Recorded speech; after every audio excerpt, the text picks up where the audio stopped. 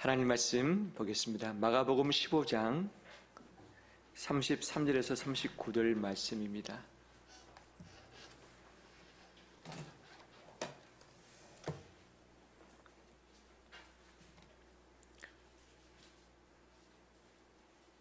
마가복음 15장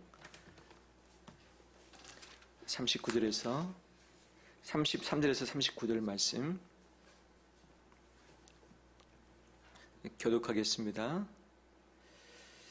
제6시가 되매 온 땅에 어둠이 임하여 제9시까지 계속하더니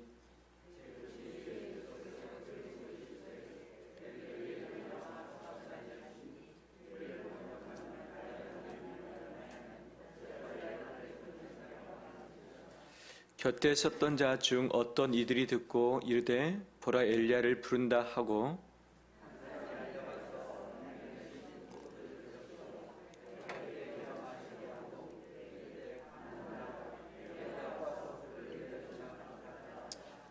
예수께서 큰 소리를 지르시고 숨지신지라.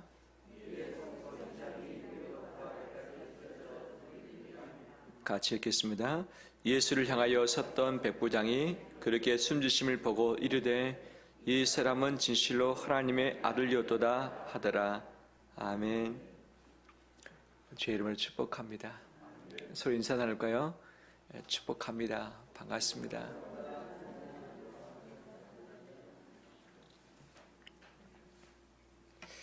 몸이 아플 때가 있으셨죠? 어떻습니까? 참 쉽지 않죠. 감기 기운만 있어도 몸이 힘들고 근육통, 오한이 오게 되면 견디기 더 어렵죠.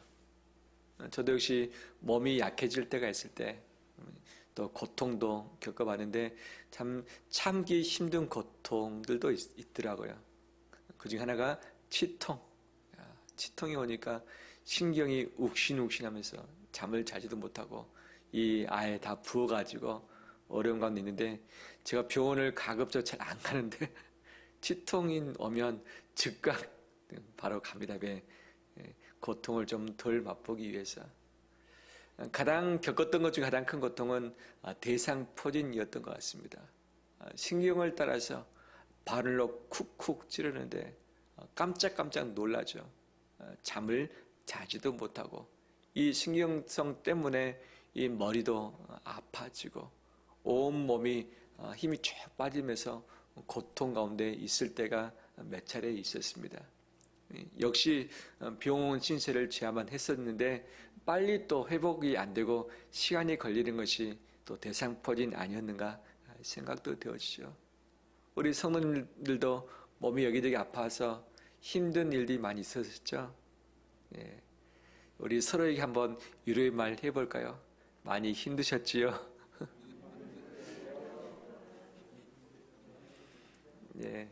많이 힘드셨죠? 말하지 않는 두 분이 계셨어요. 아마 본인이 건강하신 것 같습니다. 근데 나이 들어보세요. 아프지 않은 경우가 없죠. 이 몸이 아파도 힘든데 더욱이 마음이 아플 때 더 참 맥이 빠진 것을 봅니다. 마음의 상처를 받았을 때, 또 사람들로부터 거절감을 당했을 때, 내 자존심이 상했을 때 정말 인생 살 맛이 사라지지 않습니까? 밥 먹는 것도 잃어버리고 잠도 오지 않고 또는 사람을 만나지 않으려는 대면기피증도 생기기도 하고 또 생각할 때마다 마음에 분노가 올라와가지고 이 분노를 삭히지 못해서 내 마음을 병들게 하고 썩게 하는 일들이 분명 있었을 것입니다. 육신의 고통, 그다음에 마음의 고통, 더 나아가서는 영적인 고통. 그 영적인 고통이 무엇입니까? 갈급함이 있지만 하나님과 소통이 되지 않고 하나님부터 더 멀어졌다라고 하는 이 생각, 내 기도에 응답이 없고 말씀을 듣고 읽어도 내게 은혜가 없을 때 이것이 영적인 고통을 주는 것이죠. 이러한 고통 가운데 있을 때 참 쉽지 않습니다. 오늘 읽었던 본문은 예수님이 받으셨던 고통의 일부를 이야기하고 있습니다. 한마디로 예수님은 버림당하셨습니다. 누구로부터? 이 땅에 있는 대부분의 사람들로부터 버림을 당하셨을 뿐만 아니라 아버지 하나님으로부터 버림을 당하셨던 것이죠. 그가 육신의 고통도 당했지만 육신이 고통을 당했을 때 아프다, 그만 좀 때려라, 그만 좀 찌르라 라고 반응을 한 번도 하지 않으셨지만 하나님으로부터 버림당할 때에 엘리 엘리 나마 사박다니, 나의 하나님 어찌하여 나를 버리시나이까 라고 하면서 가장 고통이 극심했을 때 하나님을 향해서 부르짖는 그 신음소리를 우리는 엿볼 수 있지요. 오늘 14장 15장에 보면 예수님이 받으셨던 고난, 특별히 당했다라고 하는 그 관점에서 보면 참 많은 사람들이 예수님을 버렸습니다. 그 첫 번째 등장하는 인물이 누구냐? 가룟 유다였습니다. 겟세마네 동산에서 마지막 기도하시면서 이 땀방울이 핏방울처럼 되는 지경까지 기도하셨는데 그 기도가 끝나자마자 가룟 유다가 바로 군사들을 데리고 왔죠. 은을 받고서 예수님을 팔아버렸던 것이죠. 예수님을 버렸습니다. 스승으로 따랐지만 이 스승으로서 기대치에 미치지 못한다고 생각한 나머지 그 스승을 버렸던 자가 가룟 유다였죠. 바로 예수님이 그 겟세마네 동산에서 붙잡혀 가시니까 그 현장에서 어떻게 되는가? 제자들이 다 도망했더라. 14장 50절 다 도망했더라. 누구까지 부인합니까? 예수님의 수제자. 예수님과 한 장소에 있었습니다. 눈을 돌리면 서로 눈빛을 마주칠 수 있는 그 현장에서, 예수님이 그 소리를 들을 수 있는 그 거리에서 예수님을 모른다고 3번을 부인을 했던 거죠. 남도 아니라 3년 동안 한솥밥을 먹고 동고동락하면서 정말 말씀으로 다 훈련시켜놨는데 그 제자의 대표인 베드로가 예수님을 모른다라고 하면서 저주까지 한 일이 현장에서 있었죠. 예수님의 마음이 어떠했을까요? 그 어떤 누구로부터가 아니라 제자들로부터 버림당하고 제자들이 도망가 버리는 이 현실을 보시면서 마음의 고통이 심하셨겠다 생각이 될 수 있죠. 또 제사장들과 서기관들, 당시의 영적 지도자들이었습니다. 백성들의 마음을 붙들어주고 말씀으로 세워주고 그 영혼을 살려는데 앞장서야 할 그 지도자들이 사람을 죽이는데 앞장서고 있죠.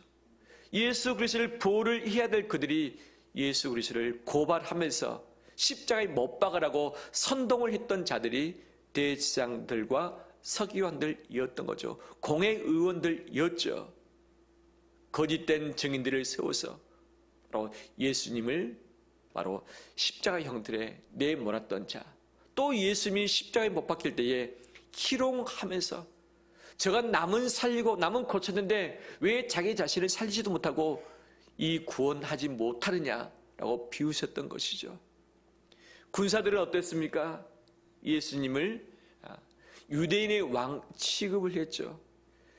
예수님의 죄목이 무엇입니까? 자칭 유대인의 왕, 이것이 예수님의 공식적인 죄명이었죠.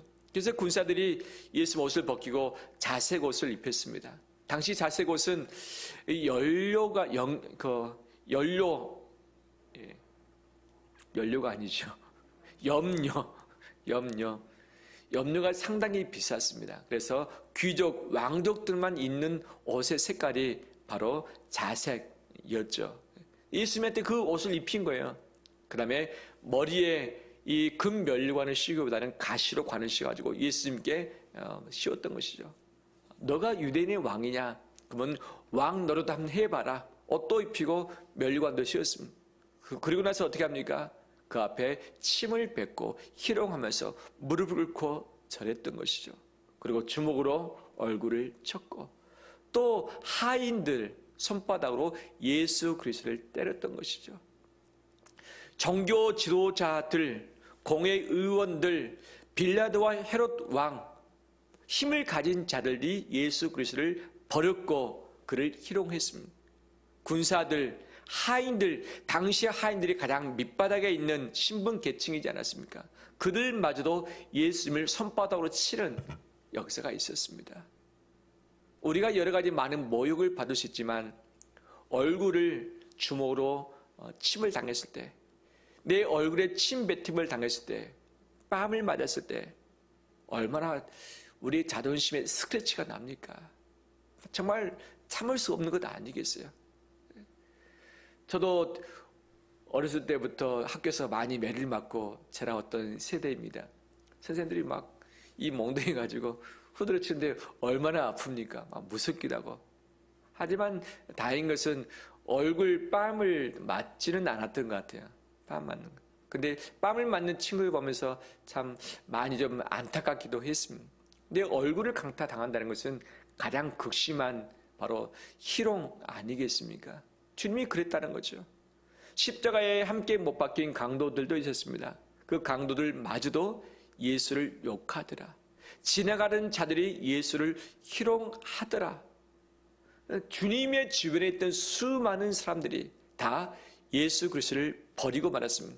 종교 지도자, 정치 지도자, 지나가는 자들, 군사들, 예수의 제자들, 수제자 베드로까지 다 버리고 도망을 하고 말았던 것이죠.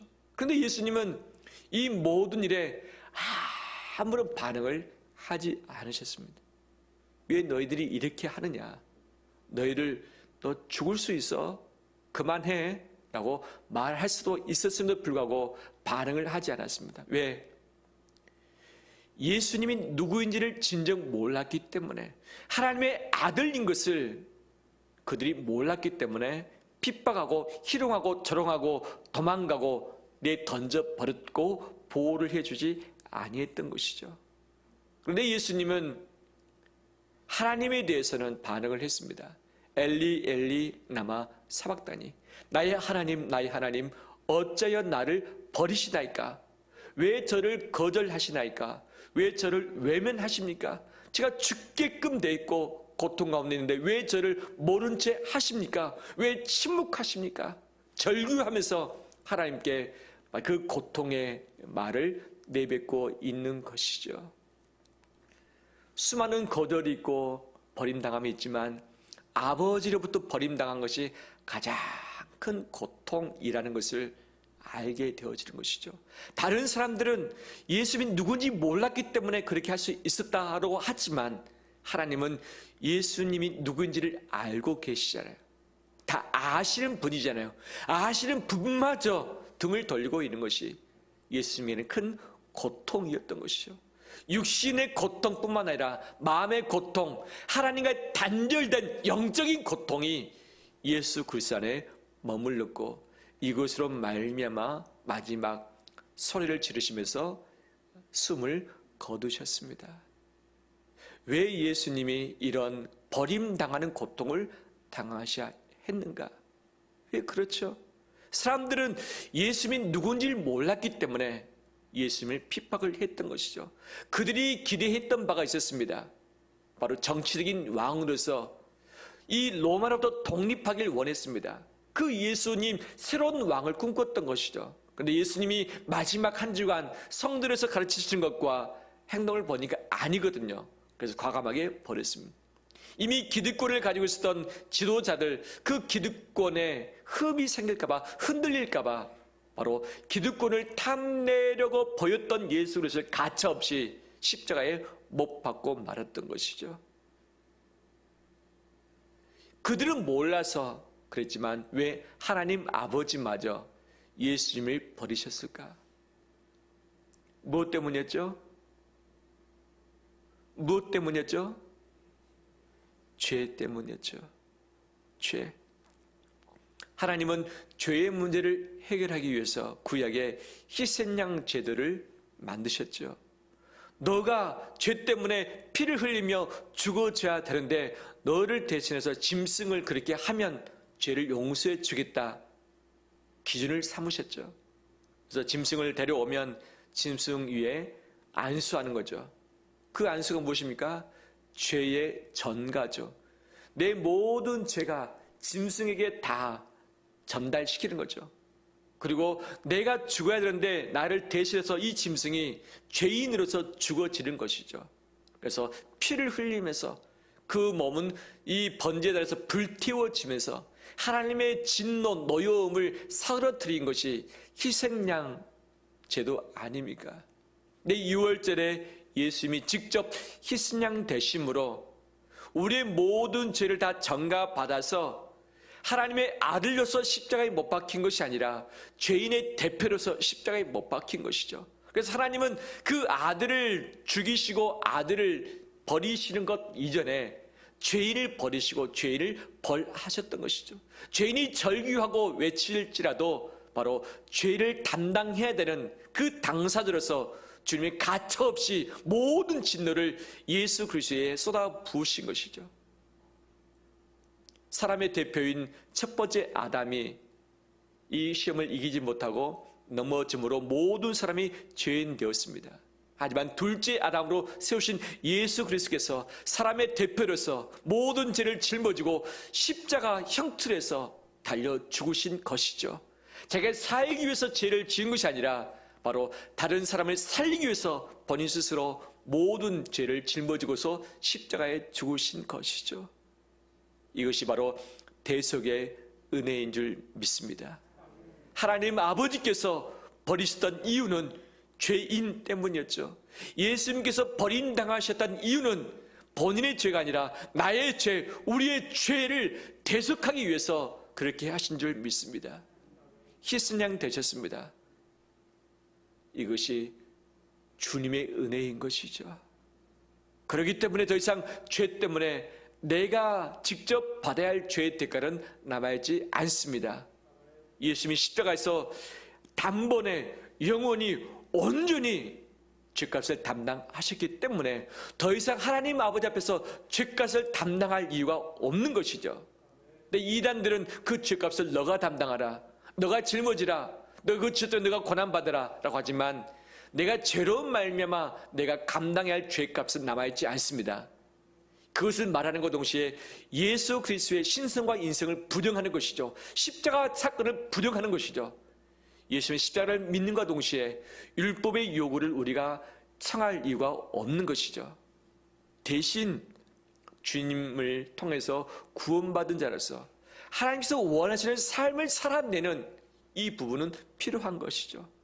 또 사랑을 하시기 때문에 우리가 주 앞에 바로 서기 위해서 사랑의 매를 대시는 것, 이것은 하나님께서 아버지로서 우리를 사랑하시는 증거인 것이죠. 하지만 죄 때문에 나를 손댄다, 살아남아있을 자가 아무도 없죠. 우리를 손대시지만 사랑의 마음을 가지고 죄에서부터 돌이키도록 하신 것이지 죄에 대해서 그대로 우리를 심판하시는 아버지가 아니십니다. 왜? 예수님께서 죄인의 대표로서 모든 죄를 다 짊어지시고 죽어지셨기 때문에 내가 그 죄로 말미암아 죽어야 할 사람은 세상에 남아있지 않는 것이죠. 예수 그리스도의 의의 옷을 입지 않는 모든 자는 자기의 죄 때문에 영원한 벌을 받게끔 되어 있지만 예수 그리스도를 믿고 그의 의의 옷을 입는 자는 예수 그리스도의 피뿌림을 당했기 때문에 하나님의 진노가 유월 넘어가게 된 줄 믿습니다. 이것이 하나님의 살아있는 사랑이며 은혜인 줄 믿습니다. 이것을 받아 누리는 우리 되길 소망합니다. 예수님의 죽으심과 동시에 성전에서 이 일이 일어났습니다. 휘당이 위에서부터 아래까지 찢어진 것이죠. 두꺼운 커튼이 찢어졌습니다. 성소와 지성소를 막아서고 있는 커튼, 1년에 단 한 차례 대제사장에 들어가서 하나님을 배울 수 있는 그 현장이죠. 휘당이 찢어졌다는 의미는 이제는 대제사장이 1년에 단 한 번 하나님을 배우는 것이 아니라 누구든지 예수 그리스도의 피 뿌림을 당한 자는 은혜의 보좌 앞에 담대히 나갈 수 있다.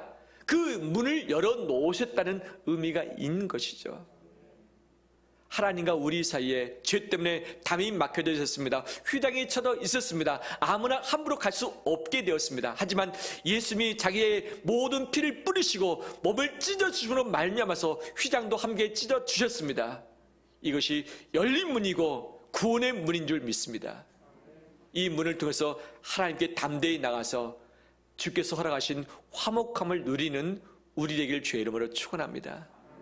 에베소서 2장 말씀에 예수 그리스도의 십자가 안에서 그의 몸을 통해서 하나님과 가까워졌느니라. 그 담을 허셨느니라. 너희가 이제는 죄인도 아니요 외인도 아니요 이방인도 아니라 하나님의 권속이다라고 말씀을 하고 있는 것이죠.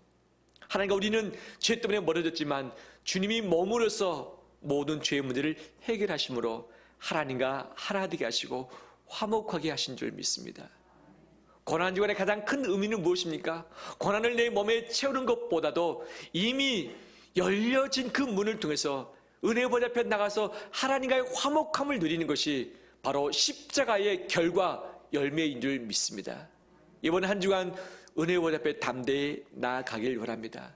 하나님과의 화목함을 함께 마음껏 누리길 원합니다. 할렐루야.